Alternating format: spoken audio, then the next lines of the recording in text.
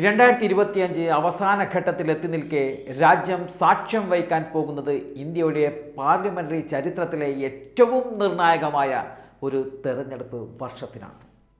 വരാനിരിക്കുന്ന 2026-ൽ കേരളം, പശ്ചിമ ബംഗാൾ, തമിഴ്നാട്, ആസാം തുടങ്ങിയ പ്രമുഖ സംസ്ഥാനങ്ങളിലെ നിയമസഭാ പോരാട്ടങ്ങൾക്കൊപ്പം തന്നെ ദേശീയ തലത്തിൽ അധികാര സമവാക്യങ്ങൾ മാറ്റിയെഴുതാൻ പോന്ന രാജ്യസഭാ തെരഞ്ഞെടുപ്പുകൾക്കും കളമൊരുങ്ങുകയാണ്.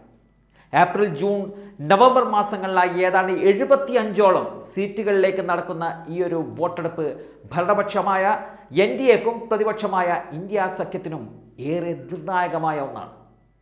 ഈ തെരഞ്ഞെടുപ്പുകൾ കേവലം ഒരു സീറ്റ് നികത്തൽ നടപടിയല്ല, മറിച്ച് വരും വർഷങ്ങളിലെ കേന്ദ്ര സർക്കാരിൻ്റെ നിയമനിർമ്മാണ നയങ്ങളെയും പാർലമെൻറ്റിലെ ഭരണ പ്രതിപക്ഷ ബന്ധത്തെയും പുനർനിർമ്മിക്കുവാൻ ശേഷിയുള്ള ഒന്നാണ്. ബീഹാറിൽ നിന്നും ഉത്തർപ്രദേശിൽ നിന്നുമൊക്കെയുള്ള നിർണായക സീറ്റുകൾക്കൊപ്പം മഹാരാഷ്ട്ര, ആന്ധ്രാപ്രദേശ്, തെലങ്കാന തുടങ്ങിയ സംസ്ഥാനങ്ങളിലെ ഒഴിവുകളും സഭയുടെ രാഷ്ട്രീയ സ്വഭാവത്തിൽ വലിയ മാറ്റങ്ങൾ വരുത്തും. ദക്ഷിണേന്ത്യൻ രാഷ്ട്രീയത്തിലും രാജ്യത്തിൻ്റെ ആഭ്യന്തര നിയമനിർമ്മാണ സംവിധാനങ്ങളിലും വലിയ സ്വാധീനം ചെലുത്താൻ പോകുന്ന ഈ ഒരു തെരഞ്ഞെടുപ്പ് പ്രക്രിയയെ അതീവ താൽപ്പര്യത്തോടെയാണ് രാജ്യത്തെ രാഷ്ട്രീയ നിരീക്ഷകർ പോലും ഉറ്റുനോക്കുന്നത്. നിലവിൽ രാജ്യസഭയിൽ NDA സഖ്യത്തിന് 129 സീറ്റുകളുടെ ഭൂരിപക്ഷമുണ്ടെങ്കിലും പ്രതിപക്ഷമായ ഇന്ത്യ സഖ്യം 78 സീറ്റുകളുമായി തങ്ങളുടെ സ്വാധീനം അവിടെ നിലനിർത്തുന്നുണ്ട്. ഈ ഒരു സാഹചര്യത്തിൽ 2026-ൽ നടക്കാനിരിക്കുന്ന രാജ്യസഭാ തെരഞ്ഞെടുപ്പ് വെറും ഒരു പതിവ് രാഷ്ട്രീയ നടപടിയായല്ല, മറിച്ച് ഇന്ത്യയുടെ നിയമനിർമ്മാണ രംഗത്തെ വരും വർഷങ്ങളിലെ ഗതിവിഗതികൾ നിർണ്ണയിക്കുന്ന സുപ്രധാനമായ ഒരു പോരാട്ടമായാണ് വിലയിരുത്തപ്പെടുന്നത്. ഭരണഘടനാ ഭേദഗതികൾ മുതൽ ദേശീയ പ്രാധാന്യമുള്ള നിയമനിർമ്മാണങ്ങൾ വരെ സഭയുടെ അംഗീകാരത്തിനായി കാത്തിരിക്കുമ്പോൾ ഓരോ സീറ്റിലെയും വിജയം അത് പ്രതിപക്ഷ സഖ്യങ്ങൾക്ക് ഒരുപോലെ അഭിമാന പ്രശ്നമായ ഒരു കാര്യമാണ്. അതുകൊണ്ട് തന്നെ 2026-ലെ ഈ രാഷ്ട്രീയ മത്സരത്തെ വരാനിരിക്കുന്ന പൊതു തെരഞ്ഞെടുപ്പിലേക്കുള്ള പാർട്ടികളുടെ ശക്തി പ്രകടനമായും അതുപോലെ തന്നെ തന്ത്രപരമായ മുന്നൊരുക്കമായൊക്കെ കാണാവുന്നതാണ്. ബീഹാറും ഉത്തർപ്രദേശും പോലുള്ള വലിയ സംസ്ഥാനങ്ങളിൽ നിന്നുള്ള സീറ്റുകളാണ് ഈ തെരഞ്ഞെടുപ്പിൽ പ്രത്യേക ശ്രദ്ധ നേടുന്നത്. ബീഹാറിൽ ഏപ്രിൽ മാസത്തിൽ 5 രാജ്യസഭാ സീറ്റുകൾ ഒഴിവ് വരും. RJD, JDU, BJP എന്നീ കക്ഷികൾ തമ്മിലുള്ള ആഭ്യന്തര രാഷ്ട്രീയ സമവാക്യങ്ങൾ കണക്കിലെടുക്കുമ്പോൾ സീറ്റുകളുടെ വിഭജനം അത് കടുത്ത മത്സരത്തിലേക്ക് നീങ്ങുമെന്നുള്ള സൂചനകളാണ് ലഭിക്കുന്നത്. നിലവിൽ നിയമസഭാ ശക്തി അനുസരിച്ച് BJPക്കും JDUവിനും 2 സീറ്റുകൾ വീതം ലഭിച്ചേക്കാം. ഒരു സീറ്റ് അത് ഒരുപക്ഷെ അത് പ്രതിപക്ഷത്തിന് പോകുമെന്നതാണ് വിലയിരുത്തപ്പെടുന്നത്.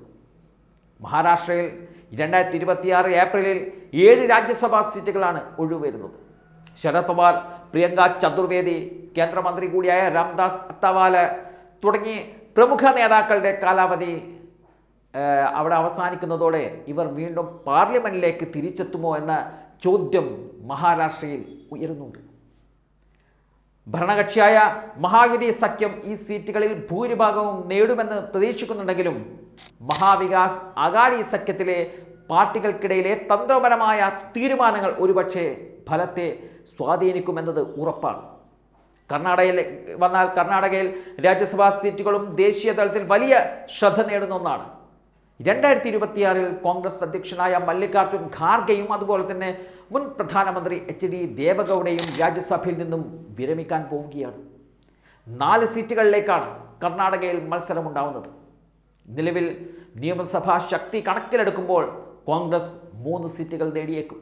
ഒരു സീറ്റ് അത് പ്രതിപക്ഷത്തിന് ലഭിച്ചേക്കുമെന്നതാണ് സാധ്യതകൾ. ഉത്തർപ്രദേശിൽ 2026 നവംബറോടെയാണ് 10 രാജ്യസഭാ സീറ്റുകൾ ഒഴിവ് വരുന്നത്. രാജ്യത്തെ ഏറ്റവും വലിയ സംസ്ഥാനമായ ഉത്തർപ്രദേശിലെ ഈ ഒരു തെരഞ്ഞെടുപ്പ് ദേശീയ രാഷ്ട്രീയത്തിൽ വലിയ പ്രതിഫലനം സൃഷ്ടിക്കാൻ ശേഷിയുള്ള ഒന്നാണ്. നിലവിൽ BJPക്ക് ഇവിടെ 8 സീറ്റുകളാണുള്ളത്. സമാജ്വാദി പാർട്ടിക്കും BSPക്കും ഓരോ സീറ്റുകൾ വീതമുണ്ട്.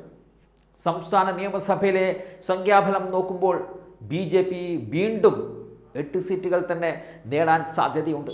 ബാക്കിയുള്ള 2 സീറ്റുകൾ അത് ഒരുപക്ഷെ സമാജ്വാദി പാർട്ടിക്കും ലഭിച്ചേക്കും. രാജസ്ഥാൻ, മധ്യപ്രദേശ്, ജാർഖണ്ഡ്, ആന്ധ്രാപ്രദേശ്, തെലങ്കാന, പശ്ചിമ ബംഗാൾ, തമിഴ്നാട്, ആസാം ഉൾപ്പെടെയുള്ള നിരവധി സംസ്ഥാനങ്ങളിൽ നിന്നുള്ള സീറ്റുകൾ ഒരേ സമയം ഒഴിവരുന്നതാണ് 2026 തെരഞ്ഞെടുപ്പിൻ്റെ മറ്റൊരു സവിശേഷത.